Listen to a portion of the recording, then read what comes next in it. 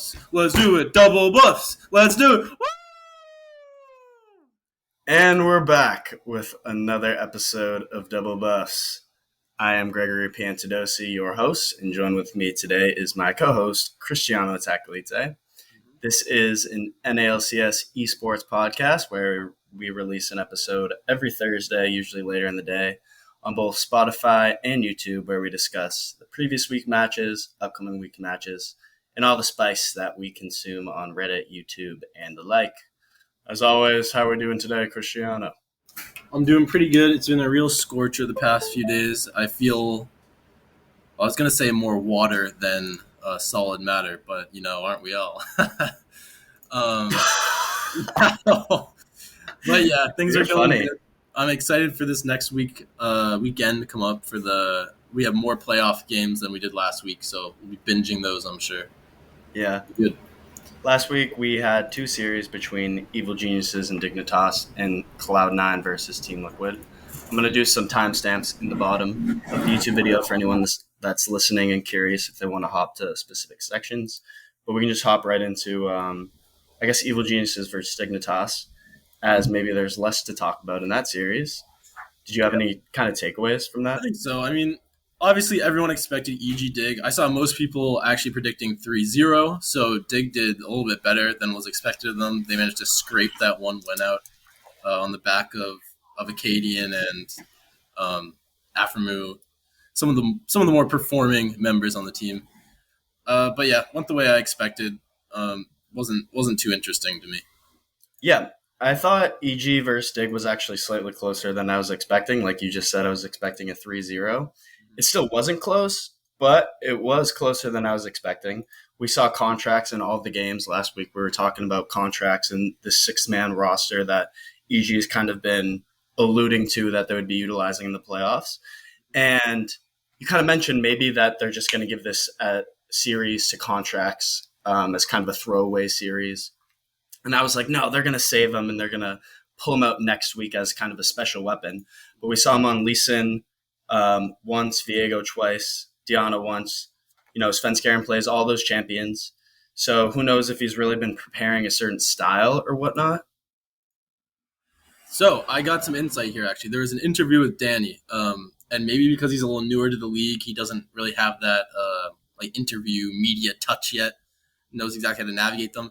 He actually spoke on the contracts versus Svenskeren thing a little bit, and he said something like he actually feels that contracts fits the team better, and he basically said that contracts is really good in the early game, and Sven is worse, and Sven makes some okay plays in the mid game, but contracts just works better for them right now, which was really shocking for me to hear because contracts has been kind of relegated to academy for a long time now.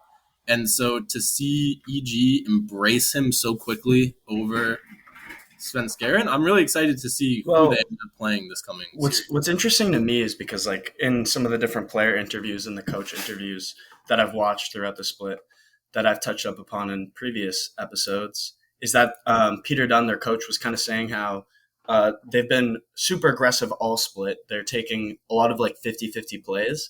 So they know how to execute them when they arise in playoffs, and they kind of have a better eye to avoid those plays. And when I was watching the series, I saw them taking a lot of 2 versus 5 type of fights, and they would come up on top in some of them, but it's also against Dig, which I'm kind of a little nervous about because you can execute on a 2 versus 5 against a bad team when you're up a ton of gold. But if you make those same plays against 100 Thieves, it's a little worrying because they're saying, we're going to int our way to success over the course of the season, which we've kind of been seeing, come to fruition. Mm-hmm. But they didn't look any different in that Evil Geniuses series. And what I think is interesting is that maybe Svenskeren, I feel like contracts was a part of this kind of just fight mentality, which is kind of like what you're alluding to with Danny. But maybe Svenskeren has a better eye at kind of identifying when they shouldn't be taking plays, because there was some 2 versus 5 fights, like I'm saying, that they went for, that maybe if Svenskeren was there, he could, keep people under control a bit more. He'd tap the brakes a little bit. Yeah. Mm-hmm. It was funny. I actually listened to Peter Dunn I think he was on Hotline League the other day, and he Mhm. said something like, he's like, "Oh, I don't know if I want to expose this and tell you who the cool head on EG is who reins people in, but I'll do it. It's Danny," which is kind of funny to know because he's like the newest addition to the roster, and for him to be the one like, "Oh, all these veterans, calm down, guys, calm down, slow down." It's just a Yeah, little I funny. love how like Impact has just completely embraced this Yeah, chaotic style. it's fantastic. Uh, that one victory Dignitas got, I just remembered was the game where they picked Azir against them. EG picked Azir. So I don't know how much we give that one to them. Jizuke known for not, well, let's just say that control mages aren't his strength per se. I mean, they played contracts all 4 games. Yeah, They don't necessarily have the same amount of experience with contracts, at least on stage, and kind of like dropping one game in a best of 5 when you're not really taking it too seriously, which is what I could kind of infer from that series, is what I felt. Do you think that this series shapes your prediction of Evil Geniuses versus 100 Thieves at all? I know last week we both predicted Evil Geniuses to win that. If anything, it's good to see that EG didn't really show any signs of faltering. I mean, the potential for an upset seemed so minuscule, and so it was just good to see EG like not really stumble. Like I said, I mean, it seems a little disrespectful to pick Azir against them on Jizuke when you know that's not really your strength. But at the same time, you're sort of trying to show that you do have other styles you can play. I mean, it didn't work out for them. So if anything, I'm just reassured that EG, it hasn't been a fluke the past few weeks that they've been stomping these teams. Well, I don't know how much I'd read into the series. And Yeah, honestly, I also feel a little bit bad for like Neo and Aframu. And Akaden, to some extent, he's looked pretty good from his return, but like their yeah, solo laners are just so bad. Fake God and Yusui. When you have to go against Impact and Jizuke for 5 games in a row, yeah. they had no chance of winning that series. It's just such a skill disparity. But with that being said, there is such a skill disparity there. So once they go against 100 Thieves in head to head, where you have Reaper as a coach, probably more experience than whatever Dignitas managed to acquire with their coaching staff. Um, they have Abadage in the mid lane. They have Someday in the top lane. We got the battle of these two Korean overlords that came over from Korea, and they're kind of reinventing their careers in NA. But like you're saying, I still think Evil Geniuses, but I think it's going to be a really close series between the two teams. Whenever these two teams face off, it's always really exciting because, like you said, they match up like pretty well, role for role. Like Abadage, Jizuke in the mid lane. Those are two of the most like We got 2 impressive. Korean tops, 2 European mids. Exactly. Uh, is Turkey isn't technically considered Europe? I guess it's right on the Wait, border. it's closer. He's Turkish. Oh, he's Turkish. He's not from Yeah. North America. No, no, no. It's Are you Turkish. sure? Oh, okay. It's kind of like Europe. So two European junglers. I kind of And like then the narrative though. Kind of like who's the best of Europe? Probably not Perks. Maybe not Perks. Who knows? yeah, I mean it doesn't feel like it right now. Yeah. But yeah, I think the top lane honestly someday hasn't been having like such a great split for whatever reason because he looked good last split and previously he had been talked about as like a bright point on like some subpar 100 Thieves rosters. And now that he finally has like these pieces around him, it's a little disappointing to see him not really like pop off and be the carry. I kind of view him in the same light as Bjergsen, someone that like gives their all for the team all the time. Because like even when Bjergsen was on bad rosters, he was like reading books about leadership. He was playing all this solo queue, just trying really hard all the time and really perfecting his craft. And I think Someday's been like that in the last few seasons too, where he hasn't necessarily had the best roster. But this past season, we saw Bjergsen retire. It was just too much to go over.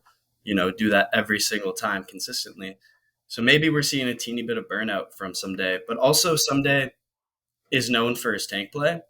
Mm-hmm. I know Impact is also known for his kind of weak side tank play, but Someday definitely in the last few splits played a lot of Ornn and some of these other tank champions. He could always pull out a Jace, and if they managed to play around him, they could.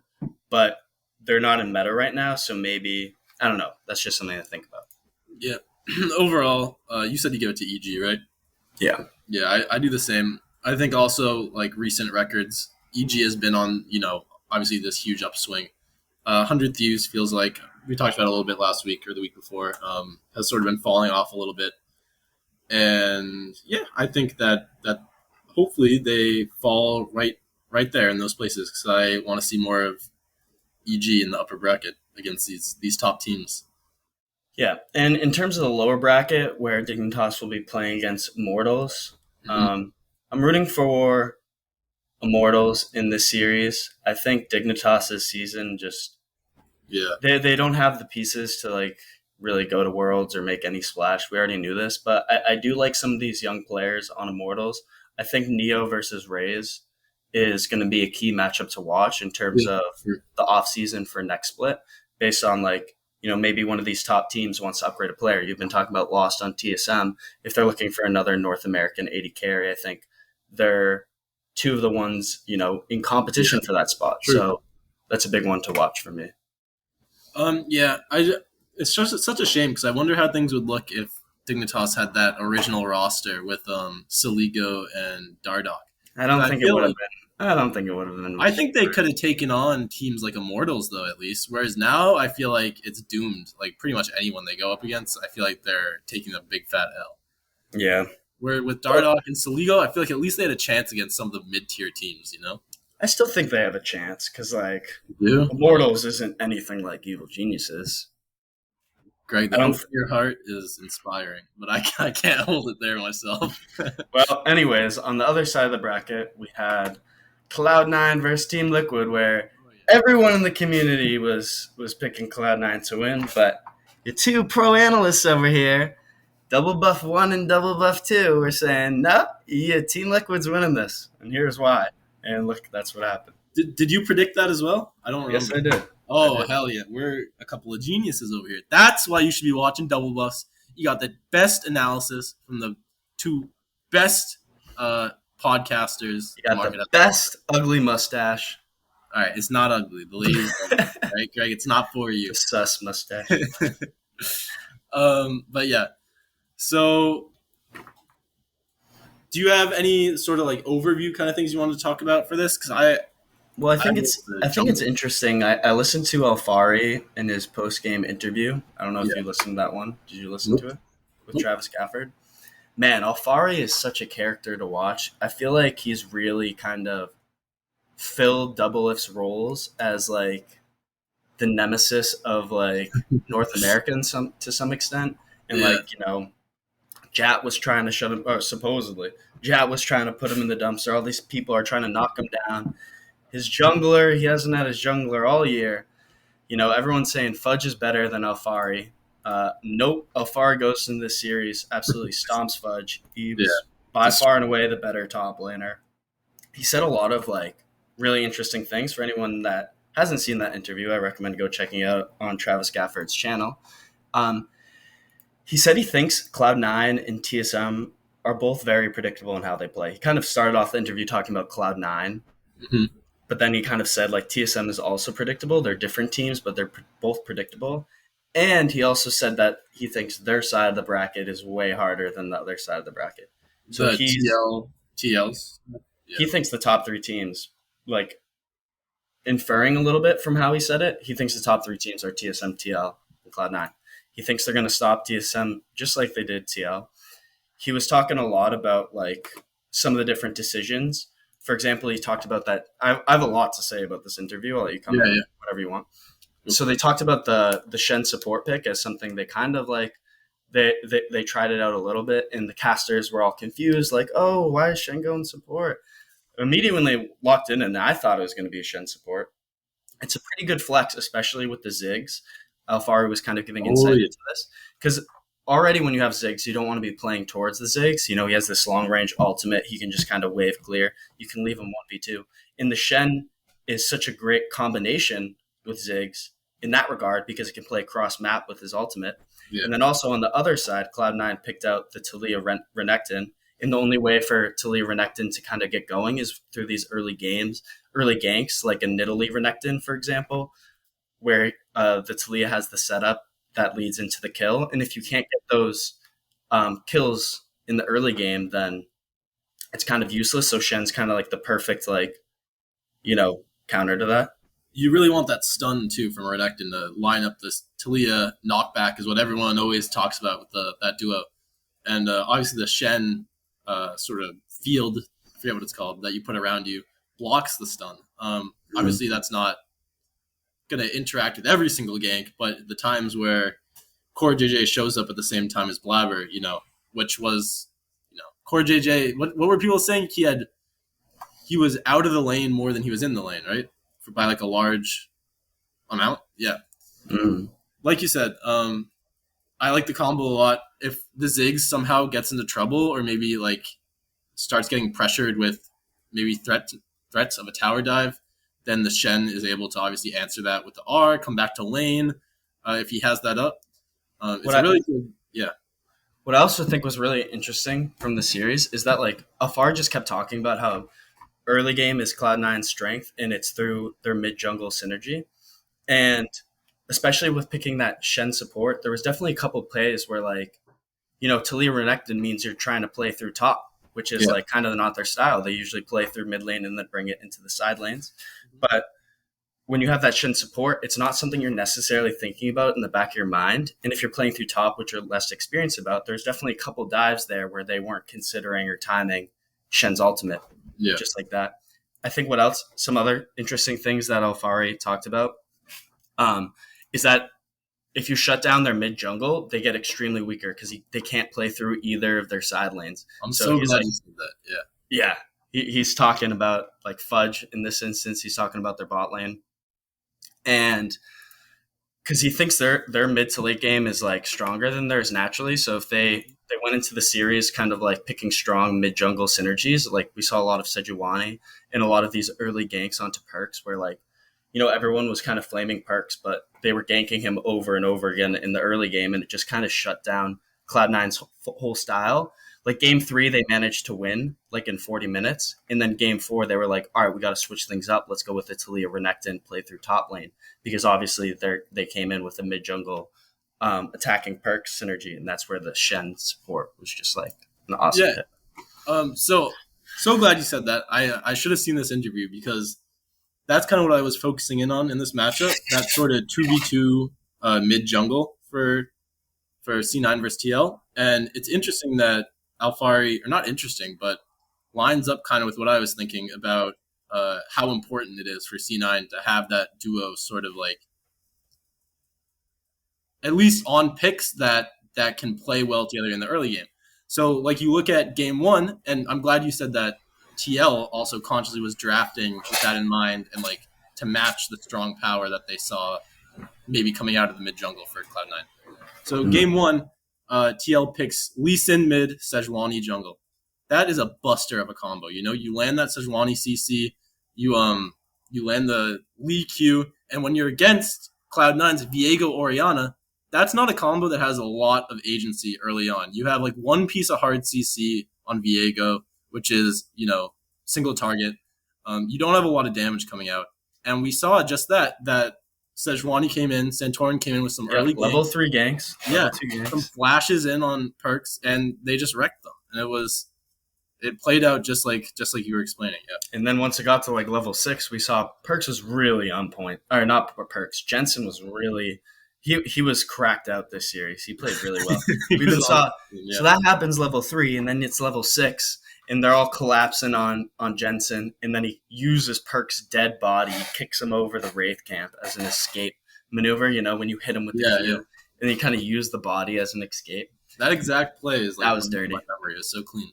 And Santorin looked fantastic. Maybe there were some questions about how he'd perform after such a long hiatus, but I mean, that first game, he was ganking Perks. He gets a kill top lane on Fudge. He gets the first rift. They get an early tower. Boom. Gold lead is like split open. And they like kind of took that style that they ascribed to Cloud9 and sort of made it their own and beat them with it, which is not crazy, but it's good to see from a TL that's having a resurgence, Another thing that was interesting that Alfari mentioned is that like Cloud9 is super predictable, right? He kept like saying that over and over again, that they're a good team, but they're just really predictable. And like they've been kind of predictable ever since MSI. We saw teams were able to figure them out pretty easily. You Mm-hmm. know, the Blabber Scuttles thing, like they made some bad plays, but like you already knew they were going to go for the scuttle every single time. And it's easy to kind of game plan for that, you know? And Perks was supposed to provide them with kind of that X factor for the mid to late game, that X factor shot calling and creativity, but it just really hasn't panned out that way, at least in my opinion. Yeah. Maybe it's because, and I was thinking about why it hasn't panned out, and maybe it's because Perks is slightly overrated. You know, maybe it's because there's a ton of strong mid laners right now. There's Power of Evil, Jizuke, you know, Jensen, etc. There's Abadage. Maybe he's having a little too much difficulty kind of transitioning from AD carry to the mid lane, and he has to focus more on his mechanics and learning new champions rather than like his shot, focusing on his shot calling. You know, same thing with coming into a different environment. He also had the eye problems. There's a lot of different things that kind of like, and his teammates are worse, clearly. Like G2, his teammates were so much better. So obviously you're going to look better on a better team. And maybe Sven just really is that bad, or Blabber is just having like such an off split because they can't play through their side lanes. Blabber hasn't looked as good. Overall, I feel like Perks is being confined into the same role that Niski was last year. And you don't want to, you know, Niski was a good player and they had really good mid jungle synergy and kind of like invading, and then they'd bring it to the rest of the map. But you don't want to spend 13 million players for Niski, but just slightly upgraded. It seems like they haven't been able to adapt to Burks. Like, And I feel like Niski leaned into that and was like willing to really commit to that style with picks like Galio and TF. I don't know if it's like Perks' pride or something that he doesn't want to play so much for the jungler or what. But he's not leaning into this style and committing to this style of like enabling Blabber so much. And I think that's partially, you know, where they're stumbling. no, I think he is committed to the style. You I do? just I just think that's like not how you're maximizing Perks. I don't think he's maximized in that style. I think he's like that's what the team settle on. Like they've had some internal problems this split. Sven got benched. They were finding their footing. And I think they leaned back onto the style that the majority of their returning players are comfortable playing. And I Mm-hmm. think Perks can play that style. I just think that's their only style. And that's what Alfari's saying. It's their only style. And Perks has all these other styles. There's so many different like factors. Mm-hmm. And I just don't know if his teammates are skilled enough to play the other So styles. yeah, exactly. Here's what I'd say. I think that then you look at Blabber and you say, is this player capable of playing a style where he isn't the main focus? And I think largely he's proved not really. How do you feel Mm-hmm. about that? Kind of agree with that. Yeah, I mean, because we He's looked a saw lot worse. he played Talia this series, didn't look good. He played what did he play game one? That Viego didn't look great. Um, and the one game where he did look really good, where he had those pop off plays, was on Xin Zhao, which is like the archetypical Blabber champion. You know, Yeah. he had a He didn't even lot of, look that. He didn't even look that great. He was he looked going great. in like 1 versus 5 and getting all of his health back with like a gore drinker. That's what I'm saying. He should have been punished. That was clean. No, No, I he like should have been that. punished for that. All right, I don't know, but yeah, but you put him on these like more aggressive picks, and all of a sudden he's playing like Blabber again. And you put him on these more passive ones where he's not the star of the show, and he falls into the background. Perks gets ganked a million times because he has no pressure. Yeah. It Anyway, did kind of seem like they were mental booming a little bit yeah, there in the series. Like true. didn't really, I don't know. But so yeah, that happened. Do you Yeah, kind of I mean, I last week I thought TSM was going to win against Team Liquid, but they looked so good. Like they yeah, just looked I know. really good. So like, And they're going to have another week. This is their third week of practice. This roster has only been practicing for 2 weeks. yeah. So do you want to move on to TSM TL? Mhm. So like looking backwards a little bit at the C9 game, just like project to what could be coming. I really like the drafts that TL were showing in this series, and I hope they bring them into the TSM series where they were really drafting like a cohesive team comp.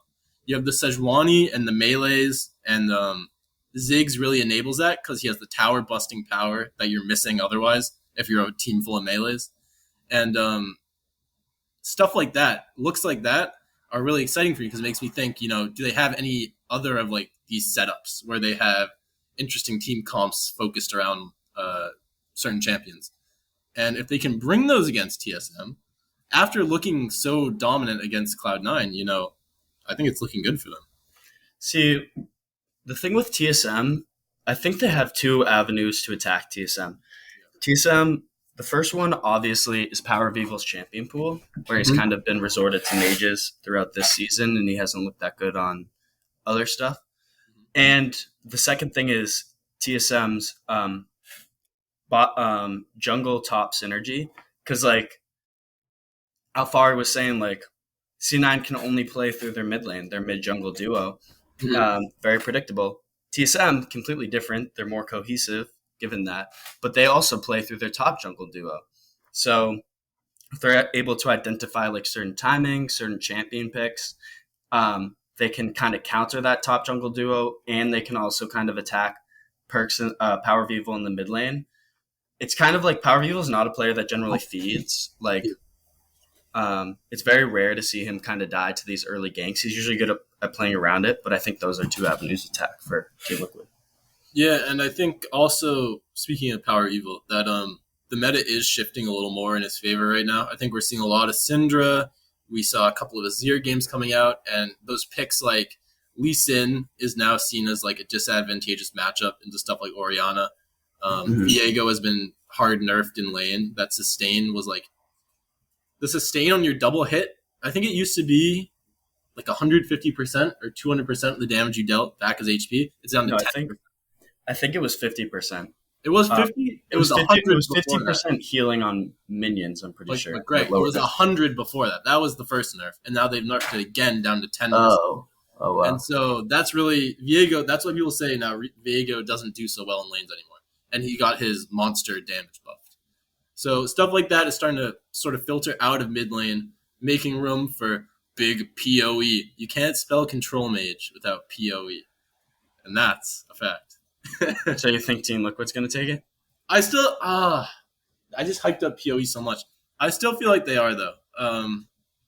I'm just so convinced by this showing. I feel like they look more dominant than TSM has against Cloud9, all split, really. I'm just going to say, I think TeamSoloMid's going to win still. Of course you are, Greg. Let's go! Yeah, I will say, though, if Jensen looks as clean as he did in that last series, there's no way. There's no way TSM could win because he was just playing out of his mind in every situation. Do you trust TSM to have answers to stuff like Ziggs? Do you think Lost? Because if you can't play Ziggs and if you don't have also an answer to it, then you're relegated to banning it. And I'm not that. If I'm Team SoloMid, I'm not that worried about Ziggs. Not worried about Ziggs. It looks. I don't think that was wrong. I don't think that was the biggest problem. I think Team SoloMid is really going into the series not thinking about draft too heavily. I think they're really watching. If I'm Team SoloMid, I'm watching the different timings and consistencies of Team Liquid and thinking about where to ward. And then I'm watching my own VOD reviews, and I'm thinking, all right, what's the most likely the most likely way that they're going to counter top jungle synergy, because that's what they think we're going into the series with, and let's throw something new at them early. That's what I'm doing from Team SoloMid. Interesting, yeah. I just it's not necessarily the Ziggs that I love. It's that it enables this play style where you can play so heavily to the top side, And like you said, where TSM is kind of this top jungle focused team, maybe that's a boon to TL if they can match them in that style. I think it's going to be a much closer series than Cloud9. I'm hyped for this series, to be clear. Yeah. I think it's going to be super epic. I could see it going all the way to 5 games potentially. Because they have similar styles. Yeah. Team Liquid loves playing through top. TSM likes playing through Spica, who's enabled by top. Yeah. I think Team SoloMid's going to win it, but I don't know. I think Team Liquid looked really good. So the lower seed matchup, Cloud9 versus Golden Guardians. I think Cloud9's going to win still? Do you have anything? I would really hope so, right? You would really, really hope so. Yeah. I don't think they've fallen that far that Golden Guardians can take them out in a best of 5. This team that has no best of 5 experience. Maybe Licorice has some with Cloud9, but now. See, the thing is, now it's do or die. Last summer, So not last spring, last summer, when TeamSoloMid lost the Golden Guardians in round 1 of the Yeah. playoffs. Yeah. They looked horrible. Yeah. They went into the lower bracket, and we're like, all right, boys, it's do or die. Biofrost, get back in here. Treats, you go back to Europe. We don't give a shit. We don't care about you anymore. Yeah. And then they ramp it up. They're like, this is it. Let's go. I could see that happening with Cloud9. Yeah. That kind of has been the. I don't think you're playing into the narrative of like Perks turning on later in the split, because I think that time has come and gone, and it's clear that there are like actual real big problems with Cloud9. But I agree with you that extra pressure could just lead to them smacking Golden Guardians around. And yeah. I feel like Perks is definitely the player that thrives. He thrives under pressure. I don't know if North American pressure is the same pressure, because it's a lot of like social media pressure. But we saw him like at MSI a few years ago, where they took the vacation. Everyone got really mad at Perks, and he still continued his career so well since then. So yeah, that's all I have to say on that. Last weekend, I saw a pretty cool pick. I was actually one of my friends on League of Legends. He's also a Shaco one trick, so to speak. I saw him spamming a ton of Jarvan support. Jarvan support, eh? Yeah, AP Jarvan support. AP? Yeah, and it was just win after win after win, and I was like, wait, what? I was like, AP Jarvan support. Like, to preface this, you told me to look into Jarvan changes, and I did, and I saw that they buffed his AD ratios and his passive auto attack, and I thought, oh, Greg's gonna come in here talking about full AD Jarvan's coming back, but you're hitting me with AP. What's going on here, man? How does this work? That's exactly why I wanted you to look into that. They buffed his AD. Yeah. So that's interesting that AP was actually played in the LPL last week by World Elite, AP Jarvan support. And the main thing that scales with his, I'll tell you like kind of the different aspects of why this can work. Mm-hmm. The main thing that scales with AP is his E. Also his W does, but it doesn't really matter. In lane, you kind of just want to be spamming the E. It's pretty long range. And with Summoner, with Airy, that Airy like Summoner rune, you can actually get in a lot of poke. You go for that burn rune, and then like the one that you deal extra damage. In the blue tree, the one where you deal extra damage when you're high HP. You kind of just sit there, dropping the runes. How does his E scale? Does it do like decent damage when you're maxing it and building AP? Yeah, it actually has good poke. I just tried it out in a game. But also it gives attack speed to all your allies too. So that's also a benefit. And then it has that level 2 power spike that like a Leona or a Nautilus does too, where you can dive in onto the enemy champion. And at level 2, you're just as strong in the AD department probably as AP. So you still have those really good base damages on Jarvan that on all those moves, regardless of AP or AD. Yeah. He's very similar to like a Leona, where like Leona kind of dashes in, stuns, and then like the solar flare, her W comes down, kind of slows people. Same thing with Jarvan. He EQs in. He just has more poke than a Leona rather than like longer engage, and then his W slows everyone. He gets a shield. It pairs really well with a Kalista. That's what World Elite played it with, because like one of Jarvan's combos is you flag and dash. You flag and dash on someone to engage, and then you ultimate. But another combo you can do is where you ultimate and then you flag and dash out. So in the middle of a team fight, if you want to flag and dash, engage, and then ultimate, you have no way of getting out, so you're kind of just like dead. But then Kalista pulls you out, and the terrain is still there. That's what they were doing in the game. It was actually pretty good. It works really well into AD carries that don't have dashes. They played it against Varus. Because when you think about it, Varus can't get anywhere close to this Jarvan, or else he's just ultimated. Kalista gets him out, dies immediately. He's also not very good into like champions like Morg. But he definitely has a spot in the meta, especially with Hourglass being so prominent. LPL loves Hourglass. They basically pick it on every single champion. Like, Volibear, it's a main part of Volibear. Right? Yeah, Rakan. Yeah. And then with Jarvan, you can rush that. And then you actually go Moonstone Renewer second, which is pretty interesting. Then you just go full tank. It's funny. It's really cool. Because I'm thinking about the Kalista Jarvan interaction still, that you said you can pull him out of his ultimate, and then his ultimate sets you up perfectly for going back in and getting the AoE knockup on whoever is still inside there, trapped. So that I'm intrigued. Maybe we should hit the It's rift. kind of like a double hourglass almost. Like you hourglass, then you get another invulnerability from the Callista. Oh, you go There's in, just a lot of hourglass, playmaking. pull back. Yeah, I see that. There's a lot of options. Interesting, interesting. I don't know if I want to see it in my solo queue games, but maybe me and you can hit a normal later. We'll try it out. No, it's actually good. You should try it out. All right, I'll look into it. It's very strong, actually. It's like, wow. So Uh, what were the Jarvan buffs? the Jarvan buffs, his R went from 150 AD scaling, 150% to 180%, which is pretty Okay. significant. 30% boost on your AD scaling, not bad. And his passive, his auto attack, empowered on the first time he hits something, it got buffed up. It got buffed from 10%. Oh no, from 8% of the target's current health to 10.